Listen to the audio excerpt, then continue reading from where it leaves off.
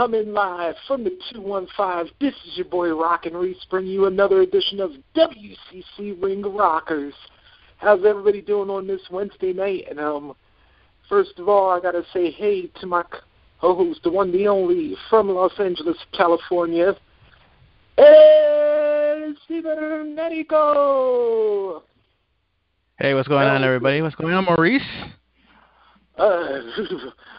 Yeah, feeling a little chilly right now because apparently Mother Nature does not like the East Coast this season. Hey, it's all right. I can understand because, damn, sometimes out here it gets a little chilly out too. But then again, you're probably, why are you crying about that? It's only like 50 degrees. Yeah, 50 degrees out here is pretty bad. Well, at least y'all could stick to like one form of weather. We getting like 2 or 3 out here, because it was like rain a little while ago. Now it's snow now. Damn. Speaking of now, Maurice, is there any promos going on this week? Oh, aren't there always? And matter of fact, I just actually had to run and get like my weekly events because like I said, that's why we delay folks, but that's all right because, we got to do the weekly events because that's how we always do. Yes, right, support your local indie scene. Yeah, as always, we start off with the normal weeklies, and then I'll get into the special events. Every Wednesday night, Ohio Valley Wrestling presents TV tapings at the Davis Arena, 4400 Shepherdsville Road in Louisville, Kentucky.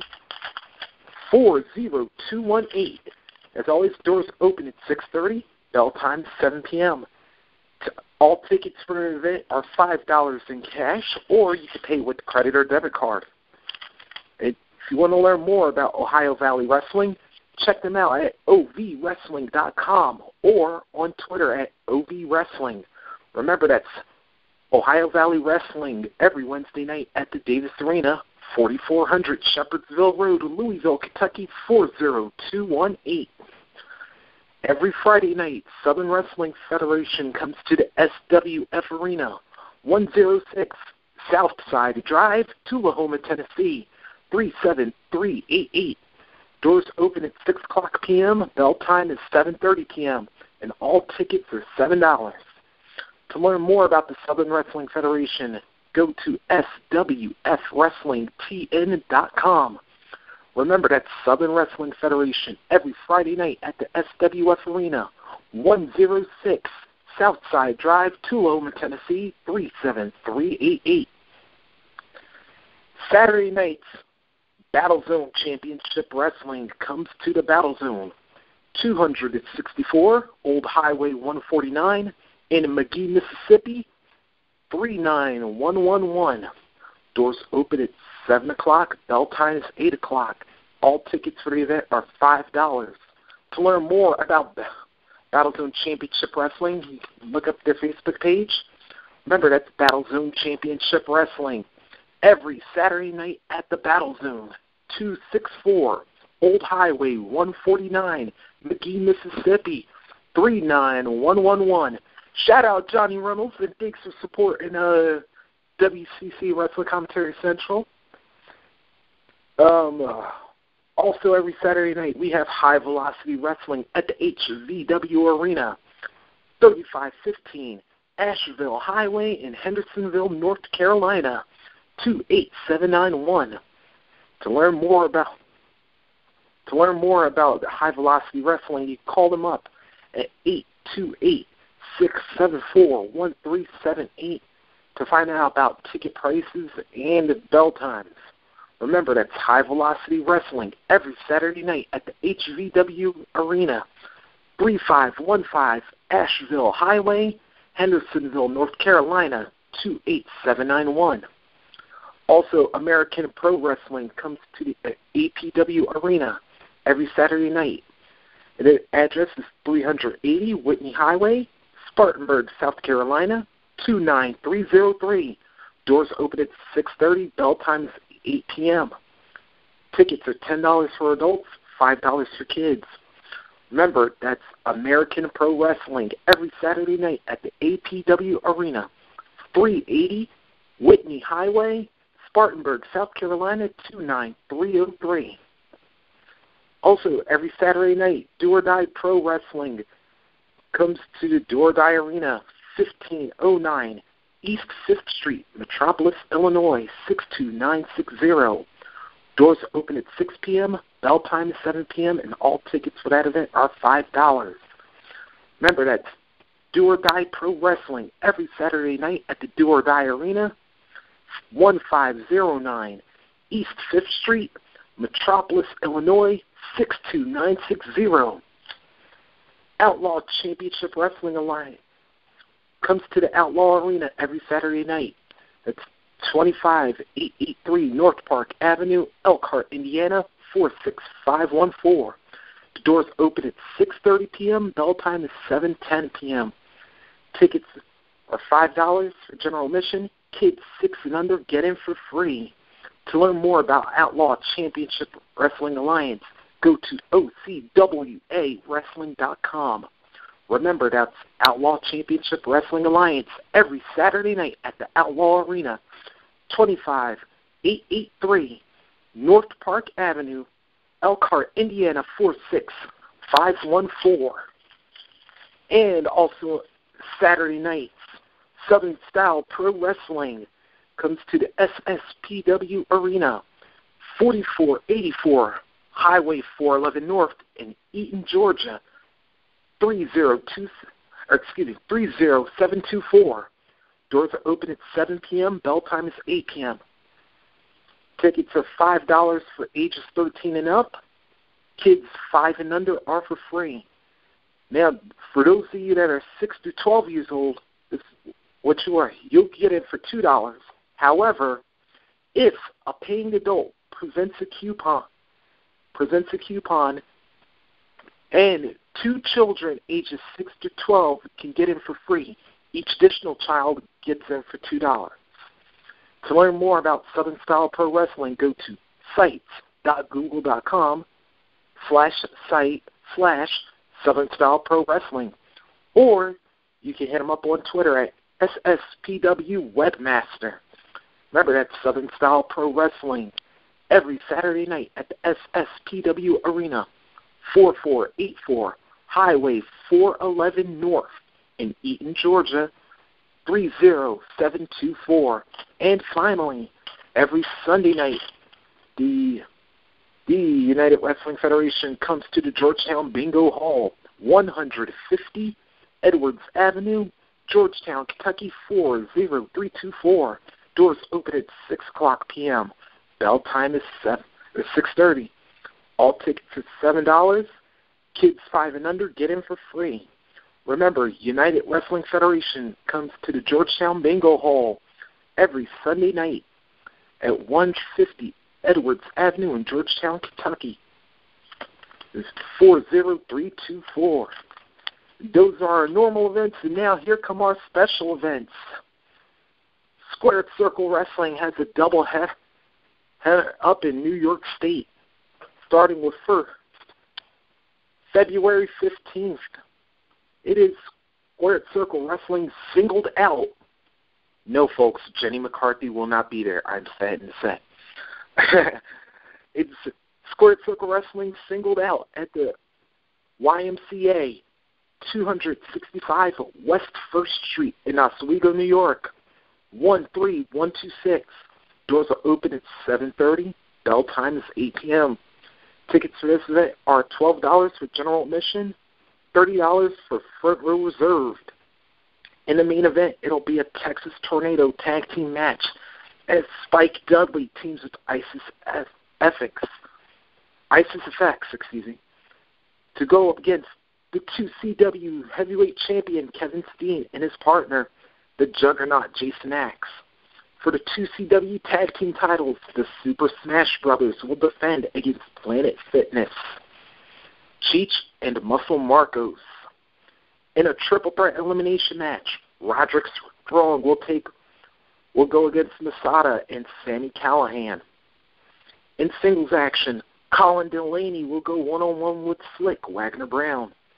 In tag team action, the Killer Steves will take on the team of Punisher Van Slyke and Kevin the Man Graham. In a Freebird Rules match, Team CK, Sean and Cage will take on two of the three members of Peter D. Order, Super Cop Dick Justice, and the EMT Eric M. Timmons. In singles action, Loca Vita will go one-on-one with Milan X. And in women's action, Rachel Summerlin will go one-on-one with Christina Von Airy. Remember that Squared Circle Wrestling presents Singled Out at the YMCA, 265 West 1st Street in Oswego, New York, 13126. It will actually be this Friday, February 15th at 8 p.m. Then, 2CW is also going to hit Cruisers Hockey and Bar, 9799 Porter Road in Niagara Falls, New York, 14304, this Saturday, February 16th, to present Heat Wave. Doors open at 5:30. Bell time is 6 p.m. Tickets are $12 for general admission, $26 for front row reserved. In the main event, it's a triple threat match, one fall to a finish, as Spike Dudley goes up against Masada and the juggernaut Jason Axe. In a battle of the sexes, Sami Callihan will go one-on-one with Rachel Summerlin. If the Super Smash Brothers retain their tag team titles at Singled Out, they'll be going into the Heat Wave defending against the team of Punisher Van Slyke and Kevin the Man Graham. Hometown boy Maverick Matt Milan will return home to Niagara Falls to take on Slick Wagner Brown. In singles action, Isis Effects will go one-on-one with Colin Delaney. In tag team action, CK will go up against Planet Fitness. In a Freebird Rules match, Loca Vita will team up with Studley Steve McKenzie to go up against Peter D. Order, Super Cop Dick Justice, and the EMT Eric M. Timmons. And in women's action, Jessica Havoc will go one-on-one with Christina Von Airy. Remember, that's Squared Circle Wrestling's Heat Wave, Saturday, February 16th at Cruisers Hockey and Bar, 9799 Porter Road, Niagara Falls, New York, 14304. Remember, to learn more about Squared Circle Wrestling, you can hit them up at 2CWWrestling.com, or you can check them out on Twitter at 2CW. Also, Saturday, February 16th, Wrestling is Art will come to Haverhill High School, 137 Monument Street in Haverhill, Massachusetts, 08132. Doors are open at 6:30. Bell time is 7 p.m. Tickets for this event are $10 for general admission. Front row tickets are sold out. Kids, kids 12 and under, if you are accompanied by a paying adult, you will get in for free. In action, Colt Cabana will go one-on-one with Tim Dunst. Sugar Dunkerton will go one-on-one with Francis O'Rourke. Mike Quackenbush will go one-on-one with Jaka. Jervis Cottonbelly will go one-on-one with Cobalt. In tag team action, Assail Ant and Fire Ant will take on the Devastation Corporation. In more tag team action, Thunder Frog and Drew Gulak will take on the team of Obarion and Kodana. And in singles action, A.R. Fox will take on Chuck Taylor. That's Wrestling is Art. Saturday, February 16th at Haverhill High School, 137 Monument Street, Haverhill, Massachusetts, 08132. And finally, Sunday, February 17th, Wrestling is Art will come to the Knights of Columbus Hall, 582 Bedford Street, Bridgewater, Massachusetts, 02324. Doors are open at 2:30 p.m. Bell time is 3. Tickets for this event are $10 for general admission, $15 for the front row, and kids 12 and under, if you're accompanied by a paying adult, you will get in for free. In action, Colt Cabana will go one-on-one with the Green Ant. Mike Quackenbush will go one-on-one with Drew Gulak. In tag team action, it will be Sugar Dunkerton and Chuck Taylor teaming up against the Devastation Corporation. In singles action, Assailant will go one-on-one with Francis O'Rourke. Anthony Stone will compete in singles action against Jaka. In six-man tag team action, Thunder Frog, Aaron Epic, and JT Dunn will go up against the team of Obarion, Kobama, and Kobold. And in singles action, A.R. Fox will go up against Tim Donst. That's Wrestling is Art. Sunday, February 17th from the Knights of Columbus Hall, 582 Bedford Street in Bridgewater, Massachusetts, 02324. To learn about Wrestling is Art, you can check them out at wrestlingisart.com, or you can hit them up on Twitter at wrestlingisart. And those would be our event promos for today. Ladies and gentlemen, I will take a brief break, and when we come back, we are going to get ready to enter the Ring Rock and Rumble, because today, I forgot to bring this up at the top of the show, y'all know tomorrow it's Valentine's Day. It's our Valentine's special. Feel the love, sort of, as we talk about some of the most memorable hookups and breakups in professional wrestling history. I will be back in 30 seconds. This is WCC Ring Rockers, a part of Wrestling Commentary Central. This show has been brought to you by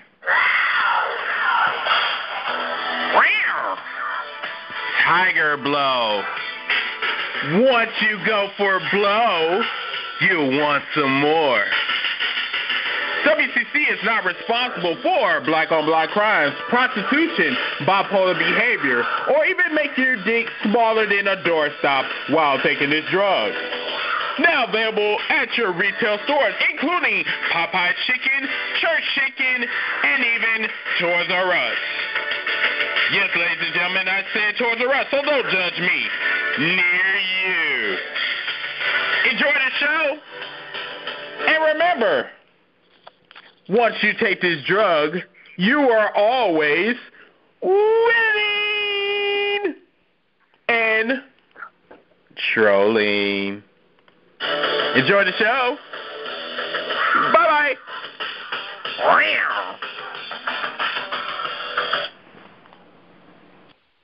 Thank you to our sponsors, ladies and gentlemen. Thank you. Back in the fold, we're ready to go. It's WCC Ring Rockers. I'm your boy Rockin' Reese, along with my man EL.CIBERNETICO. It's the new East-West connection of professional wrestling. And, it is time to get it on. Mr. Buffer, if you please, say my favorite catchphrase of all time. Let's get ready to rumble! That's right. It is the one, the only Ring Rock and Rumble where we're talking about. It's appropriate enough since Valentine's Day, as y'all know, is tomorrow. We decided to look up some of wrestling's most memorable hookups.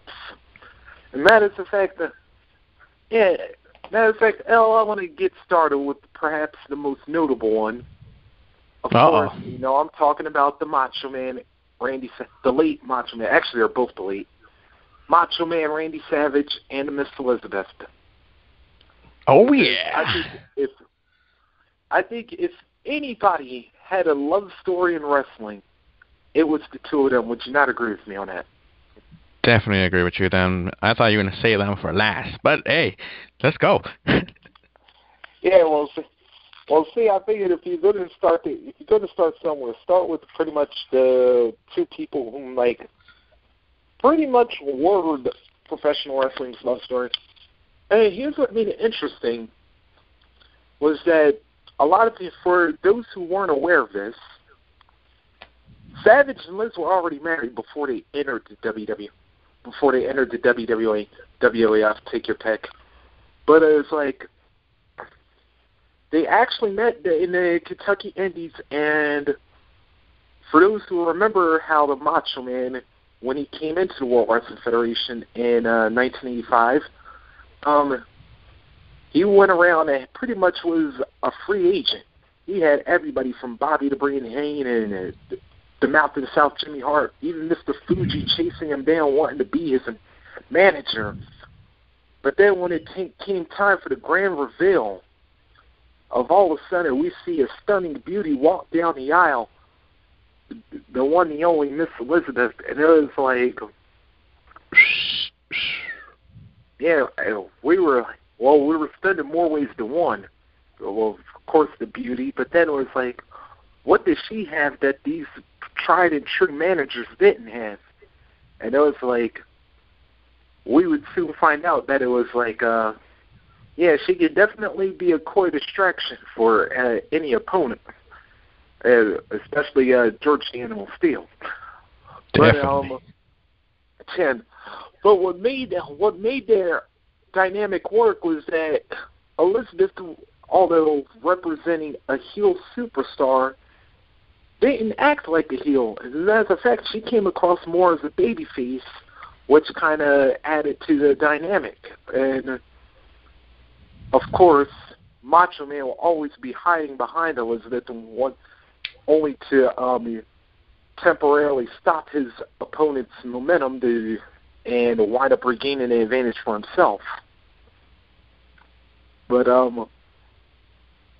then eventually with the formation of the Mega Powers, it was like Savage became a good guy, and it was like now we could universally cheer for both Elizabeth and Randy until, of course, the Mega Powers broke up, and then Savage traded Liz for Sherry, and this went on until Savage lost the loser leaves WWF at WrestleMania 7 to the Ultimate Warrior, and then perhaps the teary moment in professional wrestling history.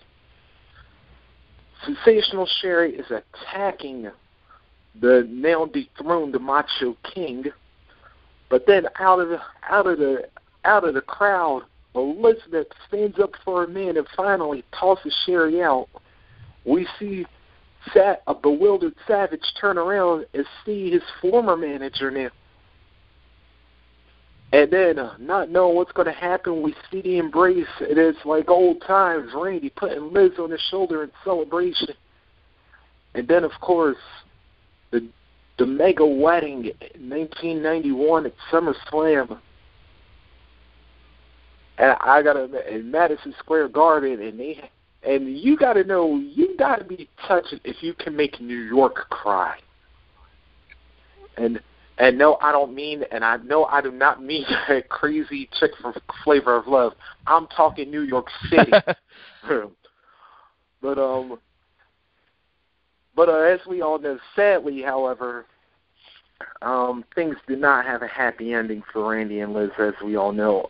They wound up divorcing in '92, especially after the Ric Flair scandal, which turned out to be not to be true, but it was like Randy's jealousy was always like the downfall in their relationship. And it was like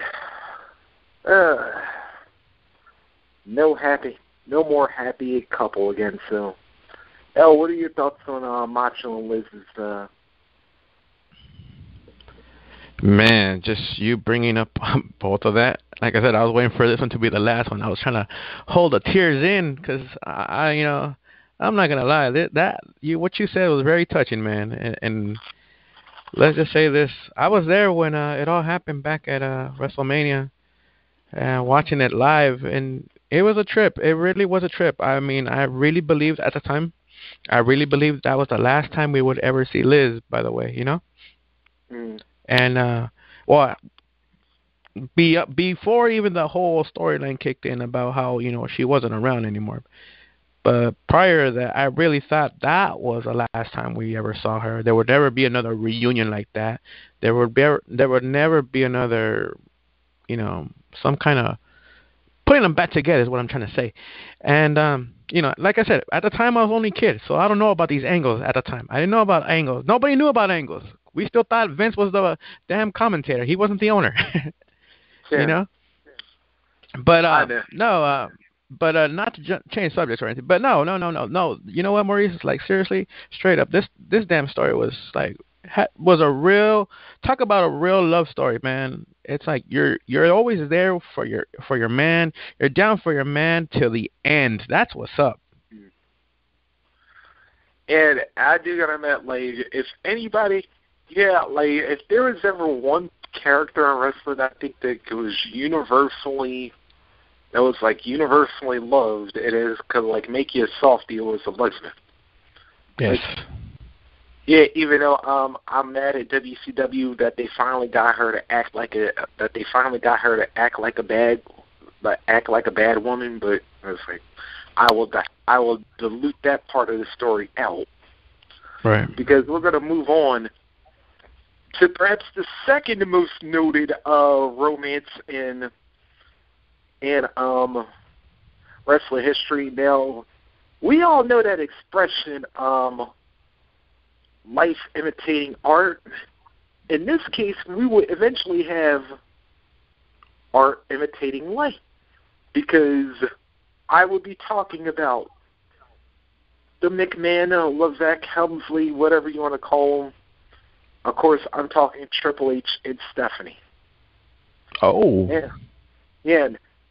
Now, if we all remember, at one point in time, Triple H was with the corporation, with Vince McMahon. They were partners. However, a fired member, Test, was dating Vince's daughter, Stephanie. Yeah, which Vince did not approve of. Now, Maurice, let me pause. Maurice, let me pause you right there real quick. Now, was that an actual true story? Like, was that real? Were they actually dating behind the scenes? You know what? I think that was pretty much storyline dating, because okay, I do not believe Test and Stephanie were a real item. Shout outs to Test. He made me believe on that one. Yeah. But there was going on, and then we finally, after like months, we had a wedding set up for, I believe, November. Just after, and surprisingly, Vince and Stephanie were like finally on each other's side now. Or did we have a wedding? We did have a wedding already, but it wasn't involving the groom that we thought it would be. Because Triple H walks out in the middle of Test and Stephanie's wedding to reveal that Stephanie's already married? But to who? Oh, it would be to Triple H at a Las Vegas wedding chapel while Stephanie was unconscious. So then Vince McMahon goes to fight for Stephanie's honor, but swerve! When we thought Stephanie being unconscious turned out to be, she agreed to the whole thing. She backstabbed her daddy, who actually wound up betraying her earlier this, like I said at one point. And now the McMahon-Helmsley era begins with Triple H and Stephanie ruling the roost. Now, eventually, at WrestleMania 16, WrestleMania 2000, call it what you will, Vince McMahon shows up, and we think he's going to help The Rock defeat Triple H and put a stop to the McMahon-Helmsley era. Swerve again! Vince is now reunited with his daughter and his new son-in-law. And, of course, they go on to have a big power trip, even involving Stone Cold Steve Austin, uniting with them for a little while. Of course, things would take a bad turn as Triple H would have a quadricep injury in May of 2001. He'd be out of action until January 2002. He'd win the Royal Rumble, but things were not so happy when he came back, because now They fired Stephanie McMahon, who, if y'all remember, back in the summer of 2001, purchased, and I'm air quoting that, ECW in an alliance with her brother Shane, who was now the owner of WCW.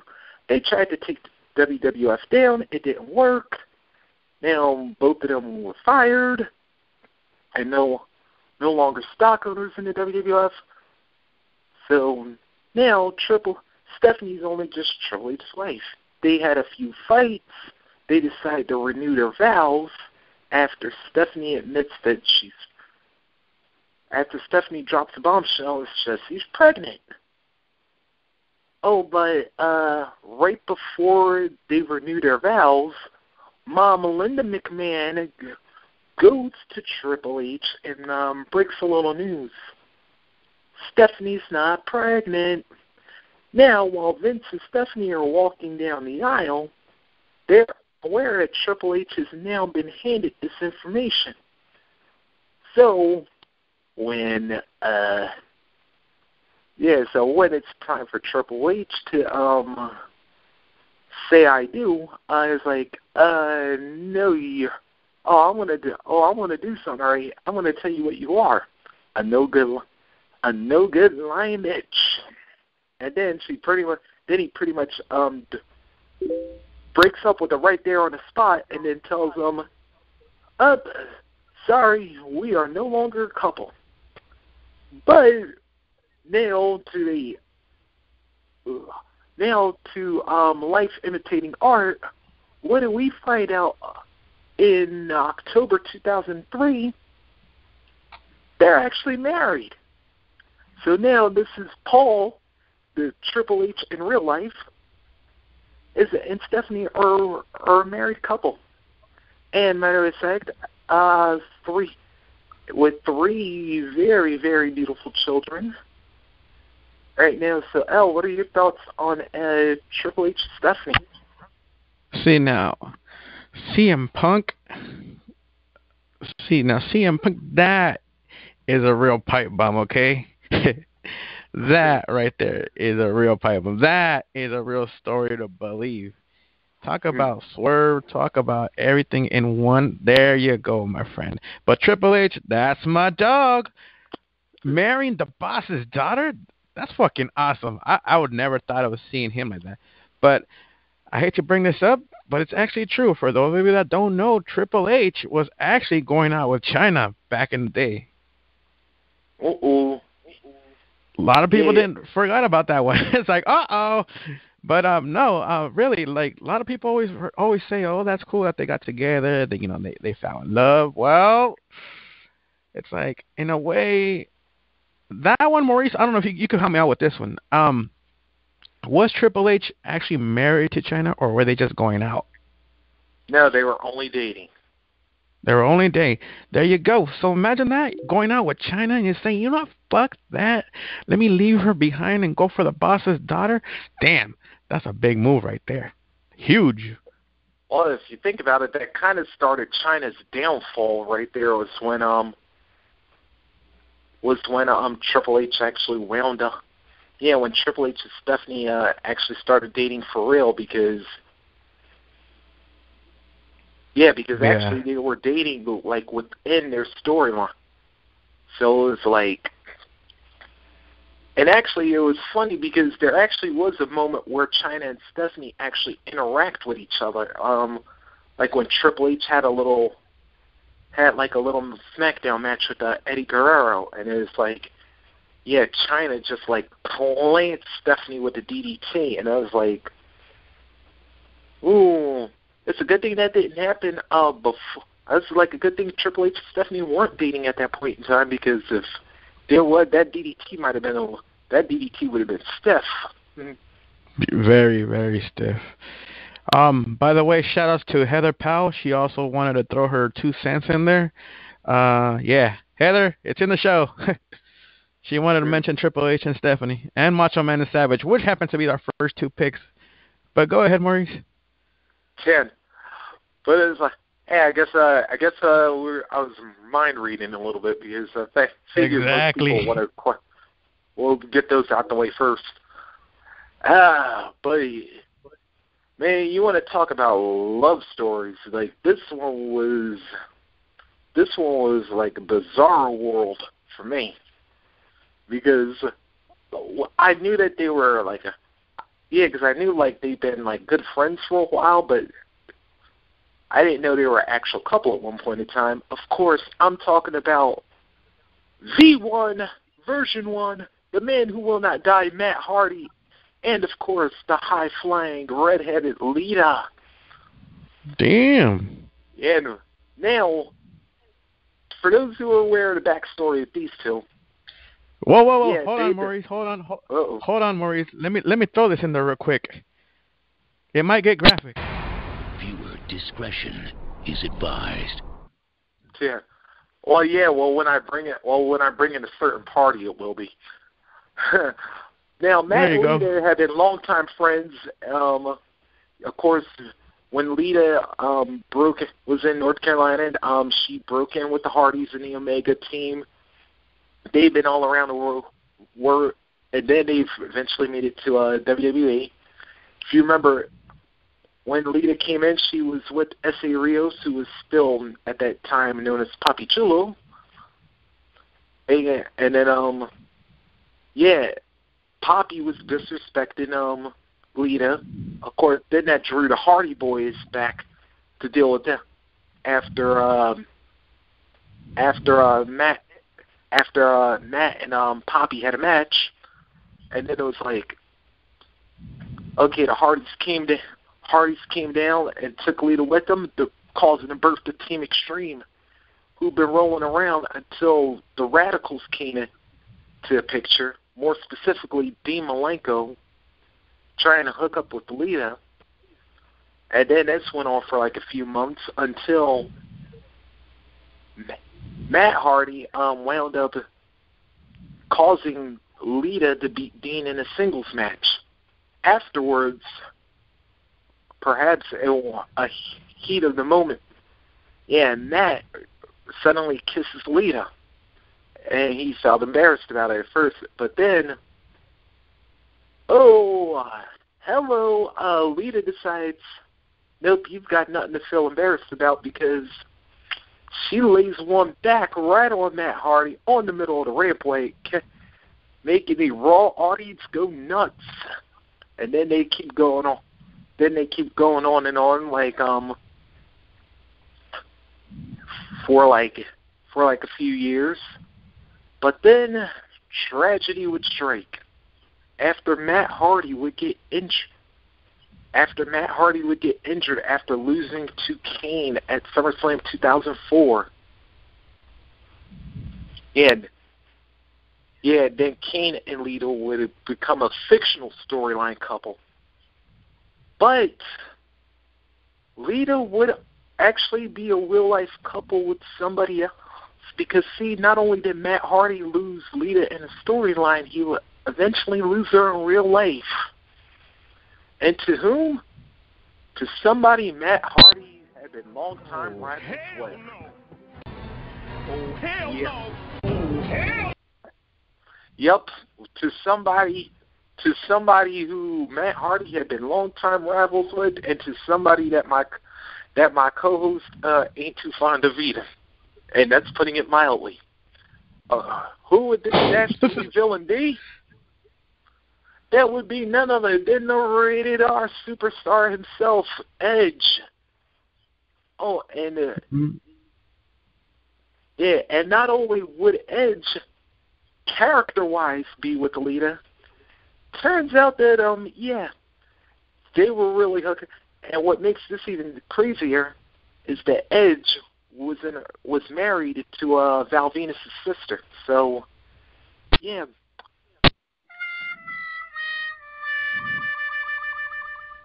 Yeah, kids. Val Venus had a sister, believe it or not. And no, she was not a porn star, just for the record. But now, when Matt Hardy comes back for a little while, they weren't even allowed to show him on WWE TV because Hardy was not under contract. But of course, Edge and Lita would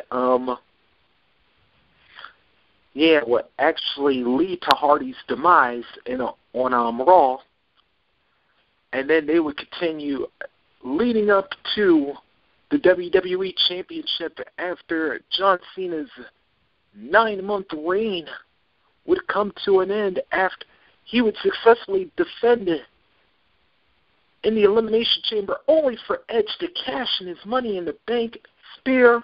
Boom, we have a new champion. And then we all remember what happened the night after.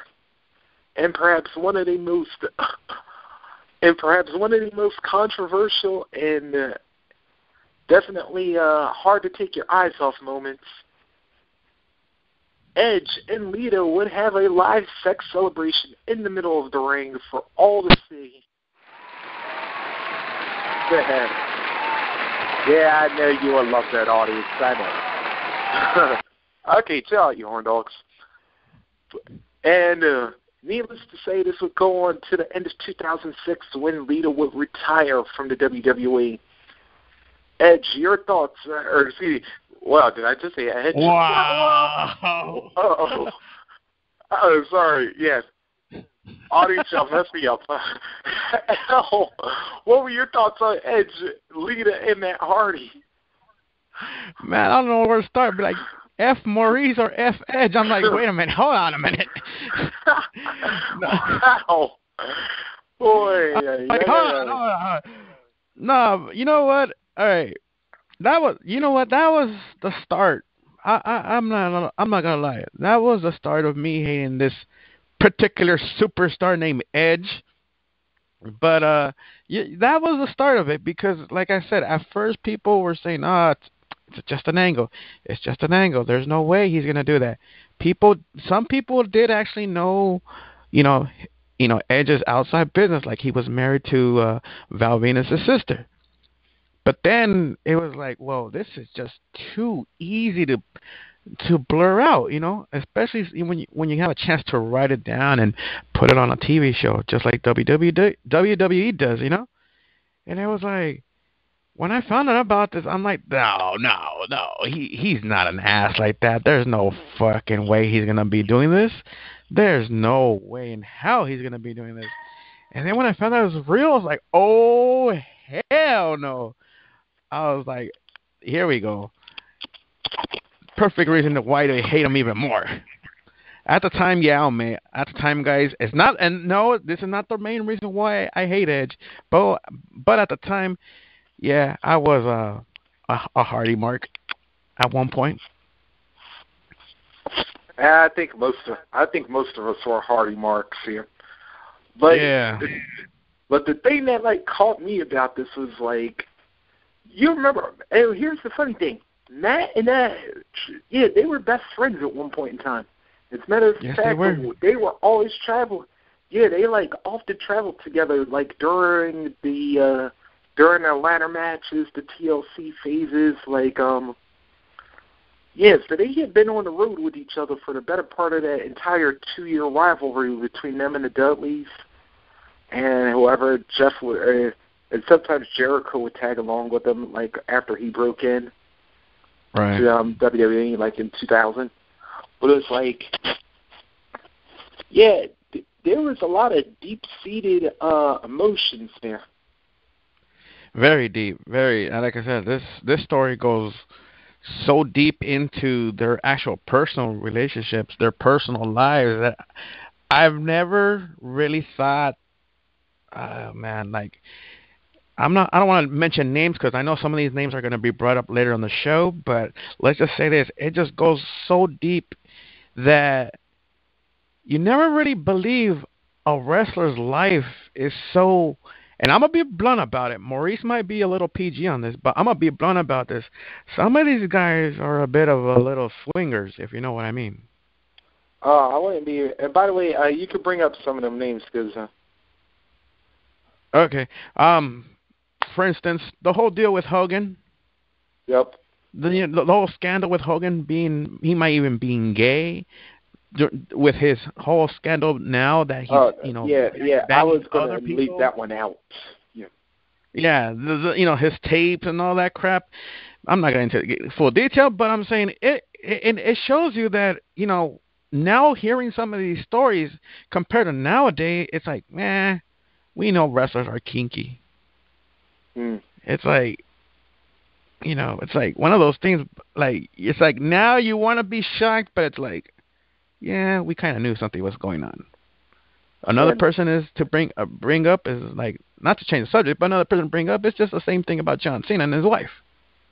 Mm-hmm. There's a lot of stories going on that backstage he was banging other people, but that's another topic.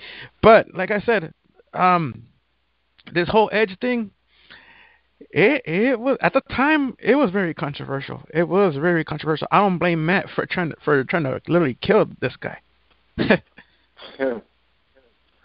Yeah, I couldn't blame him either. But hold on, these things weren't always in the we can't always leave everything to just the WWE, because WCW kind of had their hand in a love cookie jar, so to speak, too. Yeah, and matter of fact, one of these would actually result. Yeah, you want to talk about another real life situation? I would go off into, and sadly, we all know how the rest of this ended. I will talk about Kevin Sullivan, Nancy, a.k.a. Woman, and, of course, the Crippler, Chris Benoit. Now, for those of you who, and this may be going back to some of our younger listeners, so I'm going to have to, bridge you for this one. Kevin Sullivan was a wrestler in the WCW, when it was still under NWA banner back in the mid-'80s. And then, of course, he came back in about 1994, teamed up with Cactus Jack, a.k.a. Mick Foley. Then would team up with Kevin would team up with his brother Dave Sullivan for a little while. Then, of course, would become the Taskmaster in Dungeon of Doom in 1995. And then, of course, the Dungeon of Doom initially started off in a feud with Hulk Hogan and various Hogan cohorts, but then would eventually wind up feuding in 96 with the Four Horsemen. Specifically, the feud started with Sullivan and the late Brian Pillman, but then after Pillman wound up going loose cannon and leaving WCW, the feud would then continue between Sullivan and Benoit. Unfortunately, again, and this would be another one of those life imitating art situations, because Sullivan and his ex-wife Nancy, a.k.a. Woman, was now running around with the Horsemen, and eventually will be accompanying Benoit on a lot of his matches. So it's like you got current husband or against ex-husband. So it's like Benoit and Sullivan will often be a powder keg to go, and eventually Benoit will force Sullivan to retire from WCW at the 97 Bash at the Beach. And then, of course, Benoit will go on to the WWE a few years later and become the world champ at WrestleMania 20, and before suffering an untimely death in June of 2007.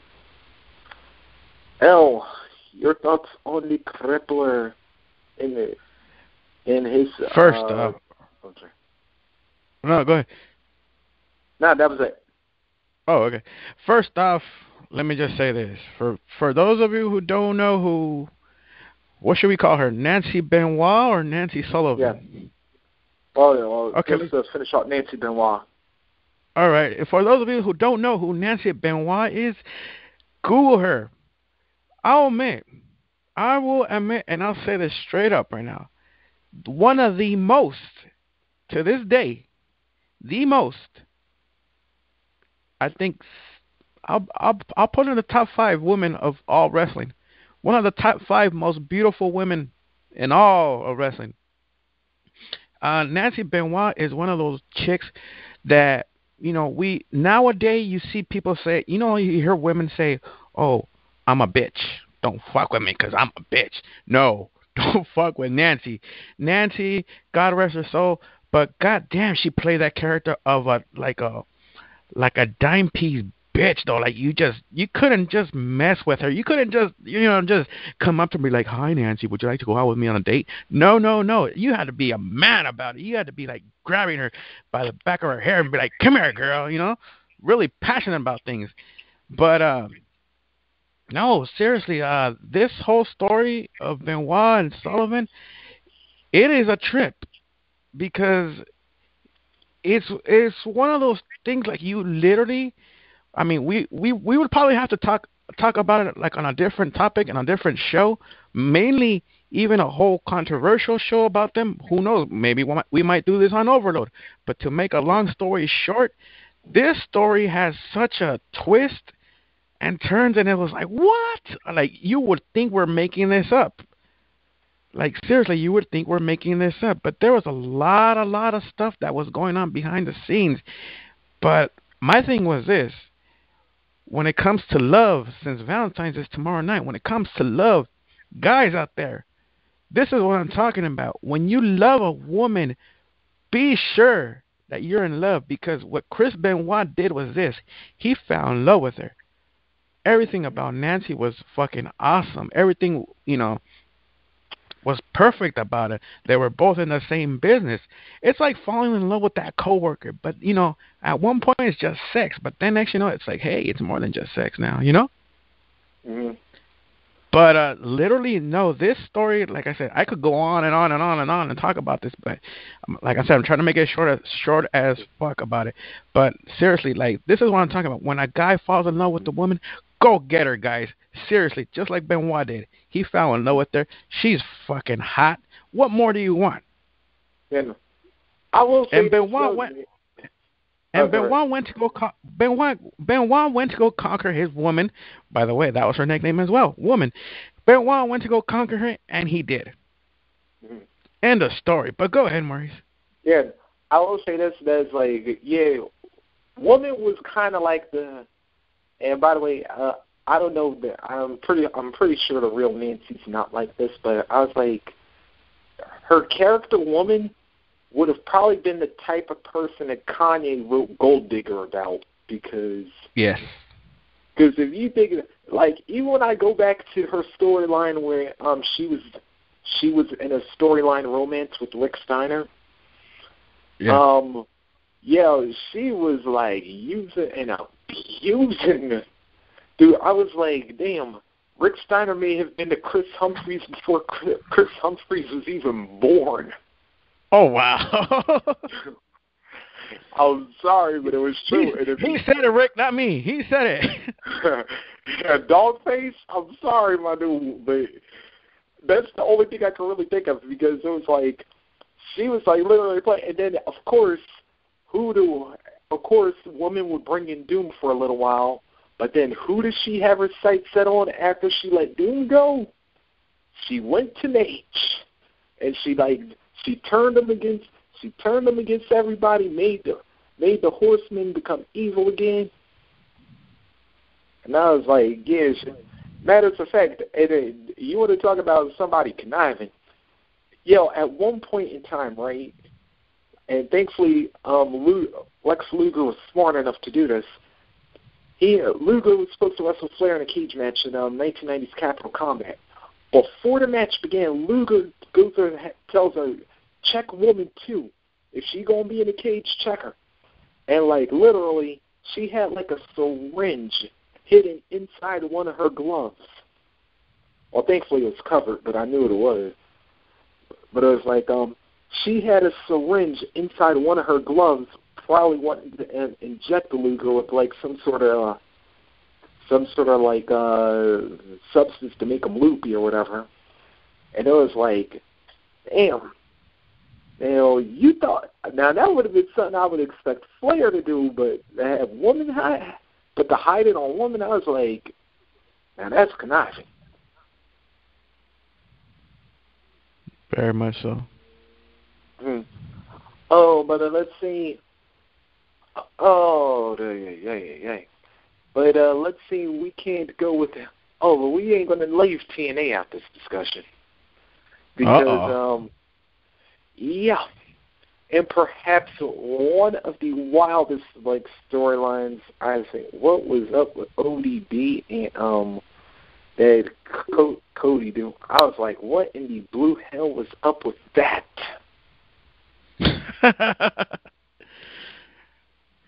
Damn, I'm speechless on that one, Maurice. I'm speechless on that one. Yeah, I was too, because I'm sorry. Anytime ODB, hey. You know, it's the thing, though, it's like when she don't act like her character, she's actually a really attractive woman. But, well, when she be acting more like a dude than a dude does, I'm like, you sure you want to be dating that? Like, I'm just saying. Like I said, out of the ring, she's probably cool, but when she in character, I'm like, yeah, no thanks.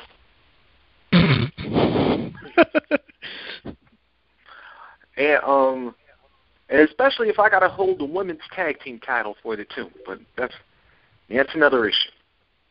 Yeah, and then of course I can. Yeah, I would be unforgiven if I didn't bring up, of course, somebody who's known for bad hookups. Yeah. Now, actually, this shouldn't be counting as one, but I was gonna segue into this later. Keeping in the TNA realm, the hookup that probably shouldn't have been a hookup and turned out that it wasn't. AJ Styles and Claire, or whatever her name. Claire Lynch. Yeah. Good old Claire Lynch. Yeah.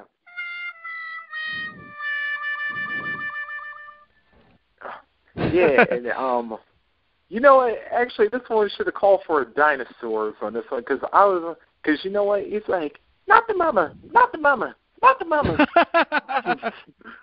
Because, truth be told, I was like, what in the blue when I was listening to this storyline go, and I was like, hold on. So AJ hooked up with a friend of Dixie Carter's, got her pregnant, and now we find out she's not pregnant.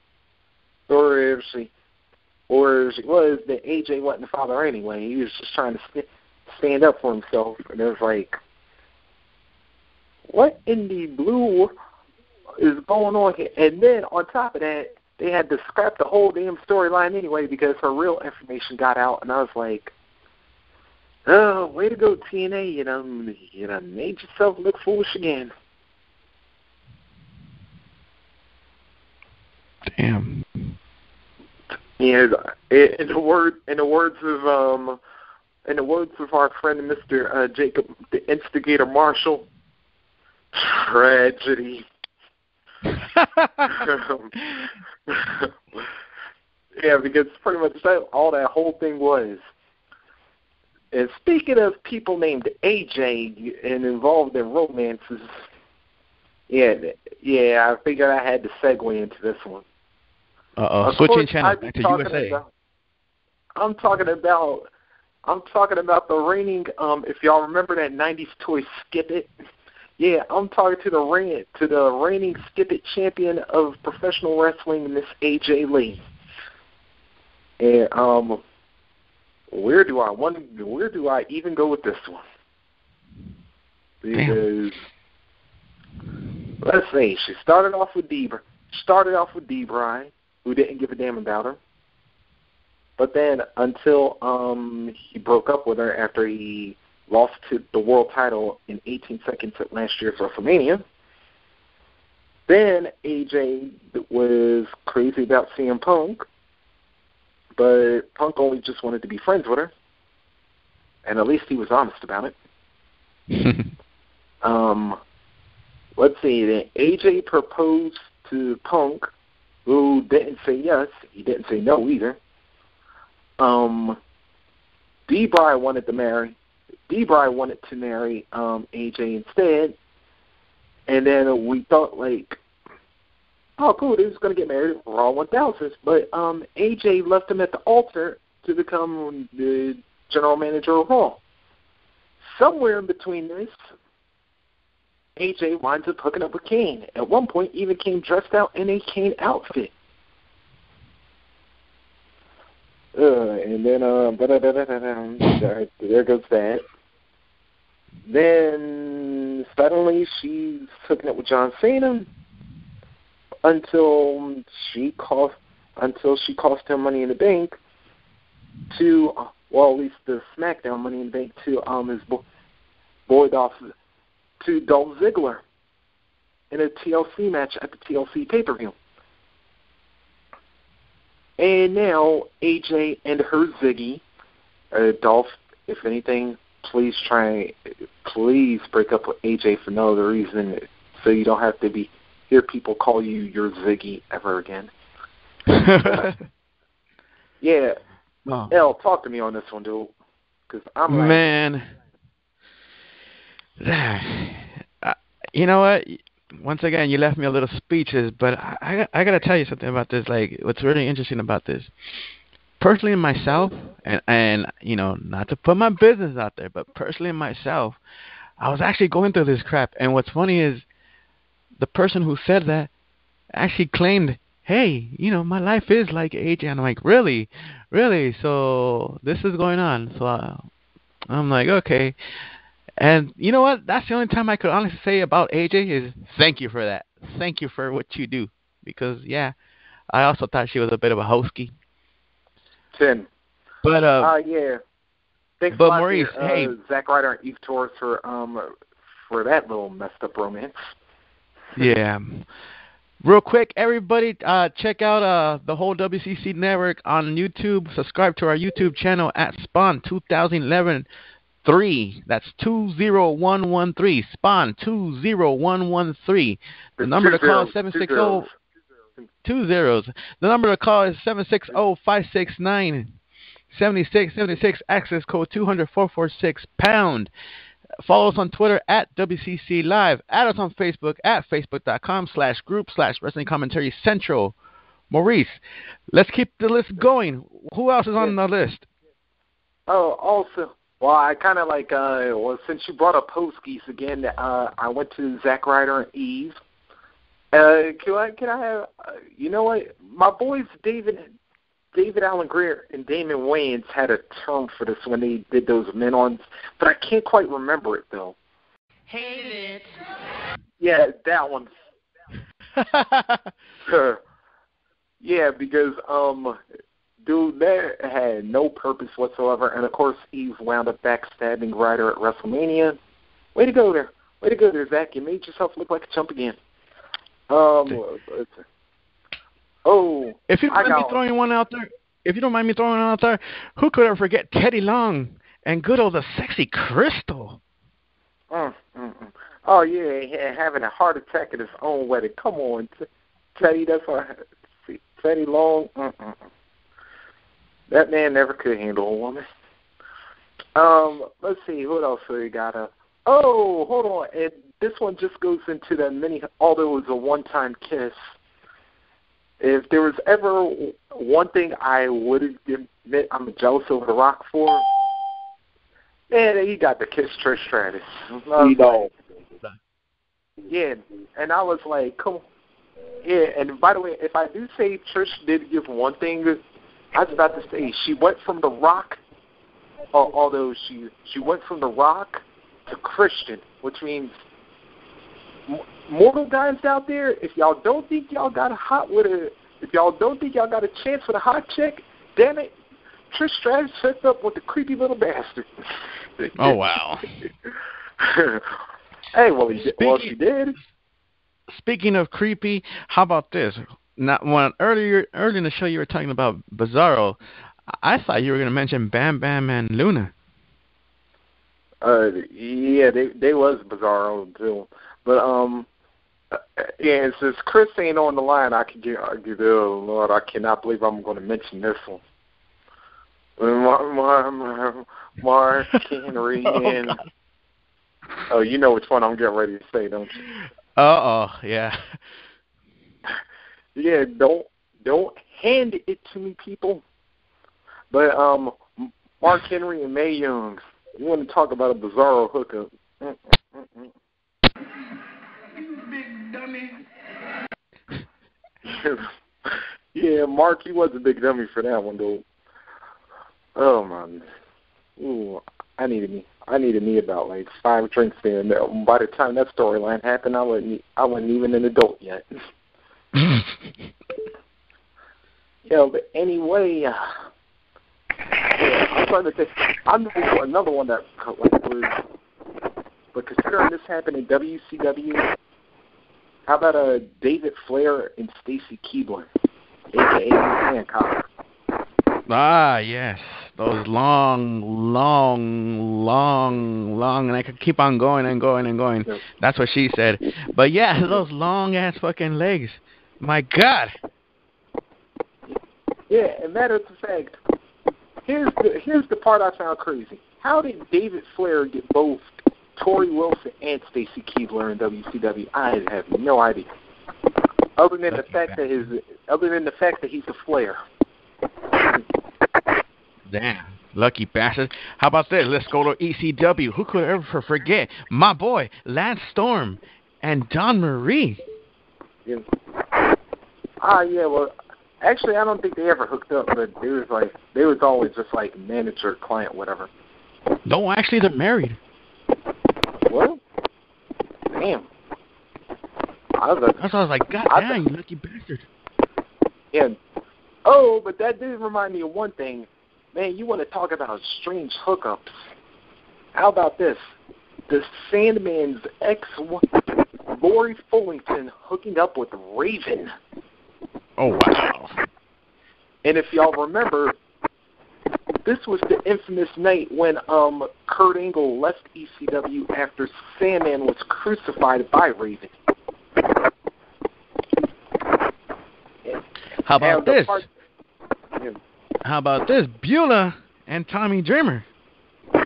Now that was crazy, especially considering she was Raven's girl for like the longest time. Hooking up with the mortal enemy. Yeah, well, I think that would be...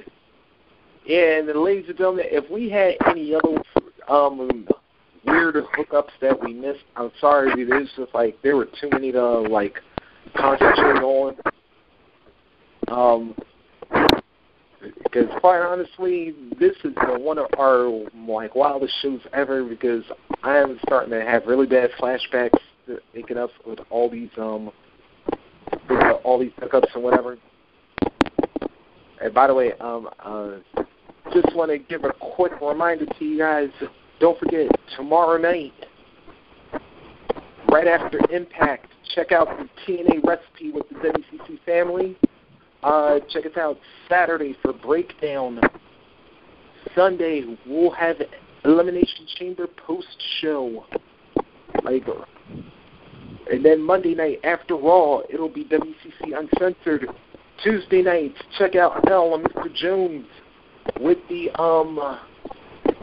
Overload show. And next week on WCC Ring Rockers, 10 o'clock Eastern, 9 Central, 8 Mountain, 7 Pacific, we're celebrating with that kiss stealing, wheeling dealing, limousine riding, jet flying son of a gun himself, the Nature Boy Ric Flair.